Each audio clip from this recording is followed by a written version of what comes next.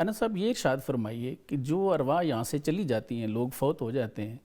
کیا ان کی ارواح آپس میں ملاقات کرتی ہیں؟ اور دوسری یہ بات بھی ساتھ ارشاد فرمائیے کہ کیا دنیا کے معاملات سے وہ کچھ باخبر ہوتے؟ سر ان سوالوں کے جواب کے لیے ہمیں اسوہ حسنہ سے بھی کافی روشنی ملتی ہے۔ جی جناب نبی اکرم صلی اللہ علیہ وسلم جب معراج پر تشریف لے گئے تو سفر معراج سے پہلے جناب نبی اکرم صلی اللہ علیہ وسلم نے انبیاء کی امامت کروائی ہے، ہاں اور اس امامت میں ظاہری بات ہے کہ تمام کے انبیاء اس دنیا سے پردہ فرما چکے تھے، بالکل ٹھیک ان ہے، کی روحیں موجود تھیں، اور نبی اکرم صلی اللہ علیہ وسلم نے ان کی امامت کروائی۔ بالکل اس سے بھی یہ بات معلوم ہوتی ہے کہ روحوں کا آپس میں ملنا یہ ثابت ہے، اور احادیث میں بھی یہ بات آتی ہے۔ بالکل صحیح ہے۔ دوسرے نمبر پہ ایک اور حدیث پاک ہے، اللہ تعالیٰ کی طرف سے نبی اکرم صلی اللہ علیہ وسلم کو جب نماز کا حکم ہوا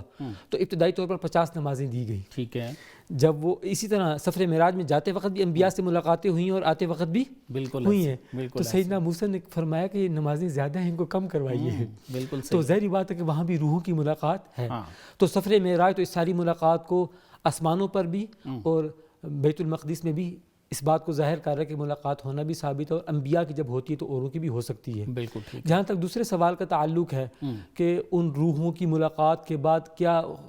دنیا کی خبریں باخبر ہوتے دنیا سے باخبر ہوتے ہیں، تو یہ بھی احادیث میں آتا ہے کہ ایک روح جب نئی نئی منتقل ہوئی ہے، فوت ہوا ہے آدمی اور عالم برزخ میں وہ منتقل ہوا، قبر میں رکھا گیا، تو اس